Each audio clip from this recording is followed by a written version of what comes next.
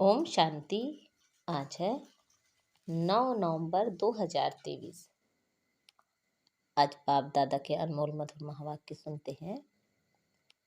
मीठे बच्चे, देह अभिमान में आने से ही माया की चमाट लगती है। देही अभिमानी रहो तो बाप की हर श्रीमत का पालन कर सकेंगे। आज मुरली से प्रश्न है, बाप के पास 2 प्रकार के पुरुषार्थी बच्चे हैं, वह कौन से हैं? उत्तर है, एक बच्चे हैं जो बाप से वर्षा लेने का पूरा पूरा पुरुषार्थ करते हैं, हर कदम पर बाप की राय लेते हैं। दूसरे फिर ऐसे भी बच्चे हैं जो बाप को भारकति देने का पुरुषार्थ करते हैं। कोई हैं जो दुख से छूटने के लिए बाप को बहुत बहुत याद करते हैं। कोई फिर दुख में फंसना चाहते हैं। यह भी वंडर है ना। आज मुरली में गीत बजा है, महफिल में जल उठी क्षमा। ओम शांति। बच्चों ने गीत तो बहुत बार सुना है, नए बच्चे फिर नए सिरे से सुनते होंगे। जबकि बाप आते हैं तो आकर अपना परिचय देते हैं। बच्चों को परिचय मिला हुआ है, जानते हैं अभी हम बेहद के माता पिता की संतान बने हैं। जरूर मनुष्य सृष्टि का रचयिता माता पिता होगा, परंतु माया ने मनुष्यों की बुद्धि बिल्कुल डेढ़ कर दी है। इतनी साधारण बात बुद्धि में नहीं बैठती। कहते तो सभी हैं कि हमको भगवान ने पैदा किया है, तो जरूर माता पिता होंगे। भक्ति मार्ग में याद भी करते हैं। हर धर्म वाले गॉड फादर को जरूर याद करते हैं। भक्त खुद तो भगवान हो नहीं सकते, भक्त भगवान की बंदगी साधना करते हैं। गॉड फादर तो जरूर सबका एक ही होगा, अर्थात सभी आत्माओं का फादर एक है। सभी जिस्मों का फादर एक हो नहीं सकता, वह तो अनेक फादर हैं। वह जिस्मानी फादर होते हुए भी हे ईश्वर कहकर याद करते हैं। बाप बैठ समझाते हैं। मनुष्य बेसमझ हैं जो बाप का परिचय ही भूल जाते हैं। तुम जानते हो स्वर्ग का रचयिता जरूर एक ही बाप है। अभी कलयुग है, जरूर कलयुग का विनाश होगा। प्राह लोप अक्षर तो हर बात में आता है। बच्चे जानते हैं सतयुग अभी प्राह लोप है। अच्छा, फिर प्रश्न उठता है, सतयुग में उन्हों को यह पता होगा कि यह सतयुग प्राय लोप हो जाएगा, फिर त्रेता होगा? नहीं, वहाँ तो इस नॉलेज की दरकार ही नहीं। यह बातें किसी की भी बुद्धि में नहीं है। सृष्टि का चक्र कैसे फिरता है, हमारा पारलौकिक बाप कौन है, यह तुम बच्चे ही जानते हो। मनुष्य गाते हैं, तुम मात पिता हम बालक तेरे, परंतु जानते नहीं, तो कहना भी ना कहने के बराबर हो जाता है। बाप को भूल गए हैं, इसलिए आरफन बन पड़े हैं।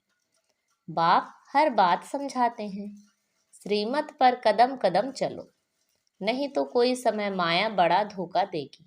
माया है ही धोखेबाज। माया से लिबरेट करना यह बाप का ही काम है। रावण तो है ही दुख देने वाला, बाप है सुख देने वाला। मनुष्य इन बातों को समझ नहीं सकते। वह तो समझते हैं दुख सुख भगवान ही देते हैं। बाप समझाते हैं मनुष्य दुखी बनने के लिए शादियों में कितना खर्चा करते हैं। जो पवित्र पौधे हैं उनको अपवित्र बनाने का पुरुषार्थ किया जाता है। यह भी तुम समझ सकते हो, दुनिया नहीं समझती। यह विषय सागर में डूबने के लिए कितनी सेरेमनी करते हैं। उन्हों को यह पता नहीं है कि सतयुग में यह विष विकार होता नहीं, वह है ही क्षीर सागर। इसको विषय सागर कहा जाता है। वह है संपूर्ण निर्विकारी दुनिया। भल त्रेता में 2 कला कम हो जाती है तो भी उनको निर्विकारी दुनिया कहा जाता है। वहाँ विकार हो नहीं सकते, क्योंकि रावण का राज्य द्वापर से ही शुरू होता है। आधा आधा है ना, ज्ञान सागर और अज्ञान सागर। अज्ञान का भी सागर है ना। मनुष्य कितने अज्ञानी हैं, बाप को भी नहीं जानते, सिर्फ कहते रहते हैं कि यह करने से भगवान मिलेगा, मिलता कुछ भी नहीं। माथा मारते मारते दुखी निधन के बन जाते हैं। तब ही मैं धनी आता हूँ, धनी बिगर माया अजगर ने सबको खा लिया है। बाप समझाते हैं, माया बड़ी दुस्तर है, बहुतों को धोखा मिलता है। कोई को काम की चमाट, कोई को मोह की चमाट लग जाती है। देह अभिमान में आने से ही चमाट लगती है। मेहनत है ही देही अभिमानी बनने में। इसलिए बाप घड़ी घड़ी कहते हैं, सावधान, मन मना भव। बाप को याद नहीं करेंगे तो माया थप्पड़ लगा देगी। इसलिए निरंतर याद करने का अभ्यास करो, नहीं तो माया उल्टा कर्तव्य करा देगी। रॉन्ग राइट की बुद्धि तो मिली ही है। कहाँ भी मूझो तो बाप से पूछो। तार में, चिट्ठी में अथवा फ़ोन पर पूछ सकते हो। फ़ोन सवेरे सवेरे झट मिल सकता है, क्योंकि उस समय सिवाय तुम्हारे बाकी सब सोए रहते हैं। तो फ़ोन पर तुम पूछ सकते हो। दिन प्रतिदिन फ़ोन आदि की आवाज़ भी सुधारते रहते हैं, परंतु गवर्नमेंट है गरीब, तो खर्चा भी ऐसे ही करती है। इस समय तो सब जड़ जड़ीभूत अवस्था वाले तमो प्रधान हैं। फिर भी खास भारतवासियों को रजो तमो गुणी क्यों कहा जाता है? क्योंकि यही सबसे ज़्यादा सतो प्रधान थे। दूसरे धर्म वालों ने ना तो इतना सुख देखा है, ना दुख देखना है। वह अभी सुखी हैं, तब तो इतना अनाज आदि भेजते रहते हैं। उन्हों की बुद्धि रजो प्रधान है। विनाश के लिए कितनी इन्वेंशन करते हैं, परंतु उन्हों को यह पता नहीं पड़ता, इसलिए उन्हों को बहुत चित्र आदि भेजने पड़े, तो उन्हों को भी पता पड़ेगा। आखिर समझेंगे यह चीज़ तो बड़ी अच्छी है। इन पर लिखा हुआ है गॉड फादरली गिफ्ट। जब आफत का समय होगा तो आवाज़ निकलेगा, फिर समझेंगे बरोबर यह हमको मिला था। इन चित्रों से बहुत काम निकलेगा। बाप को बेचारे जानते ही नहीं। सुखदाता तो वह एक ही बाप है। सब उनको याद करते हैं, चित्रों से अच्छी रीति समझ सकते हैं। अभी देखो, 3 पैर पृथ्वी के नहीं मिलते हैं और फिर तुम सारे विश्व के मालिक बन जाते हो। यह चित्र विलायत में भी बहुत सर्विस करेंगे। बच्चों को इन चित्रों का इतना कदर नहीं है। खर्चा तो होना ही है। राजधानी स्थापन करने में उस गवर्नमेंट का करोड़ों रुपया खर्च हुआ होगा और लाखों मरे। यहाँ तो मरने की बात ही नहीं, श्रीमत पर पूरा पुरुषार्थ करना है, तब ही श्रेष्ठ पद पा सकेंगे। नहीं तो पीछे सजा खाने समय बहुत पछताएंगे। यह बाप भी तो धर्मराज भी है। पतित दुनिया में आकर बच्चों को 21 जन्मों के लिए स्वराज्य देता हूँ। अगर फिर कोई विनाशकारी कर्तव्य किया तो पूरी सजा खाएंगे। ऐसे नहीं, दूसरे जन्म का कौन बैठ विचार करे। मनुष्य दान पुण्य भी दूसरे जन्म के लिए करते हैं। तुम अभी जो करते हो वह 21 जन्मों के लिए, वह जो कुछ करते हैं अल्पकाल के लिए। एवजा फिर भी नर्क में ही मिलेगा। तुमको तो स्वर्ग में एवजा मिलना है, रात दिन का फर्क है। तुम स्वर्ग में 21 जन्मों के लिए प्रारब्ध पाते हो। हर बात में श्रीमत पर चलने से बेड़ा पार है। बाप कहते हैं, तुम बच्चों को नैनों में बिठाकर बड़े आराम से ले जाता हूँ। तुमने बहुत दुख उठाए हैं। अब कहता हूँ, तुम मुझे याद करो। तुम नंगे आए थे, यह पाठ बजाया, अब फिर वापस जाना है। यह तुम्हारा अविनाशी पाठ है। इन बातों को कोई भी साइंस घमंडी समझ नहीं सकते। आत्मा इतना छोटा स्टार है, उसमें अविनाशी पाठ सदैव के लिए भरा हुआ है। यह कभी समाप्त नहीं होता। बाप भी कहते हैं, मैं भी तो क्रिएटर और एक्टर हूँ। मैं कल्प कल्प आता हूँ पाठ बजाने। कहते हैं, परमात्मा मन बुद्धि सहित चैतन्य नॉलेजफुल है, लेकिन क्या चीज़ है यह कोई नहीं जानते। जैसे तुम आत्मा स्टार मिसल हो, मैं भी स्टार हूँ। भक्ति मार्ग में भी मुझे याद करते हैं क्योंकि दुखी हैं। मैं आकर तुम बच्चों को अपने साथ ले जाता हूँ। मैं भी पंडा हूँ। मैं परमात्मा तुम आत्माओं को ले जाता हूँ। आत्मा मच्छर से भी छोटी है। यह समझ भी तुम बच्चों को अभी मिलती है। कितना अच्छी रीति समझाते हैं। बाप कहते हैं तुमको विश्व का मालिक बनाता हूँ। बाकी दिव्य दृष्टि की चाबी मैं अपने पास ही रखता हूँ। यह किसी को नहीं देता हूँ। यह भक्ति मार्ग में मेरे ही काम आती है। बाप कहते हैं मैं तुमको पावन पूज्य बनाता हूँ। माया पतित पुजारी बनाती है। समझाते तो बहुत हैं, परंतु कोई बुद्धिमान समझे। यह टेप मशीन बहुत अच्छी चीज़ है। बच्चों को मुरली तो जरूर सुननी है। बहुत सिखिलते बच्चे हैं। बाबा को बांधेली गोपिकाओं का बहुत तरस पड़ता है। बाबा की मुरली सुनकर बहुत खुश होंगे। बच्चों की खुशी के लिए क्या नहीं करना चाहिए। बाबा को तो रात दिन गांव की गोपिकाओं का ख्याल रहता है। नींद भी फिट जाती है। क्या युक्ति रचे, कैसे बच्चे दुख से छूटे। कोई तो फिर दुख में फंसने के लिए भी तैयारी करते हैं। कोई तो पुरुषार्थ करते हैं वर्षा लेने के लिए, तो कोई फिर फार गति देने का भी पुरुषार्थ करते हैं। दुनिया तो आजकल बहुत खराब है। कोई बच्चे तो बाप को मारने में भी देरी नहीं करते हैं। बेहद का बाप कितना अच्छी रीति समझाते हैं। मैं बच्चों को इतना धन दूंगा जो यह कभी दुखी नहीं होंगे। तो बच्चों को भी इतना रहमदिल बनना चाहिए कि सबको सुख का रास्ता बताएं। आजकल तो सभी दुख देते हैं। बाकी टीचर्स कभी दुख का रास्ता नहीं बताएंगे। वह पढ़ाते हैं।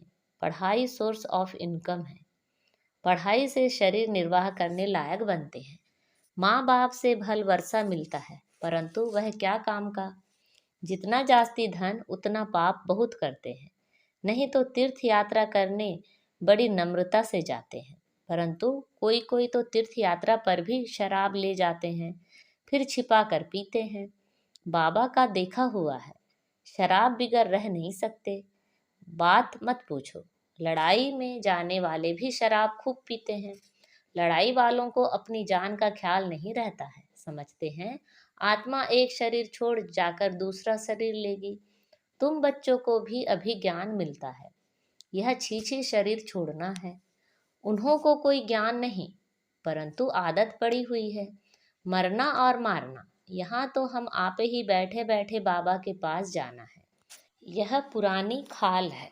जैसे सर्प भी पुरानी खाल छोड़ देते हैं, ठंडी में सूख जाती है तो उतार देते हैं। तुम्हारी यह तो बहुत छीछी पुरानी खाल है। पाड़ बजाते अब इनको छोड़ना है।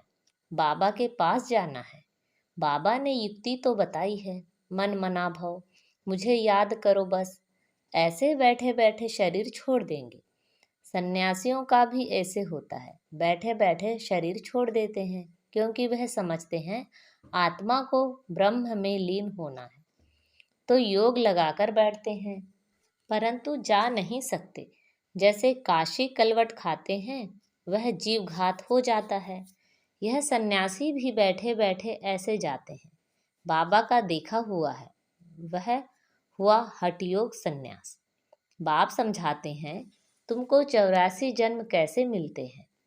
तुमको कितनी नॉलेज देते हैं। कोई बिरला ही श्रीमत पर चलता है। देह अभिमान आने से फिर बाप को भी अपनी मत देने लग पड़ते हैं। बाप समझाते हैं देही अभिमानी बनो। मैं आत्मा हूँ।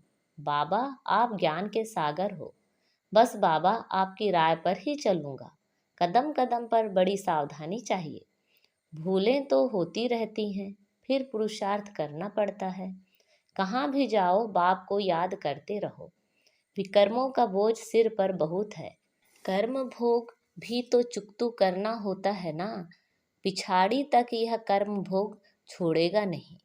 श्रीमत पर चलने से ही पारस बुद्धि बनना है। साथ में धर्मराज भी है, तो रिस्पॉन्सिबल वह हो गया।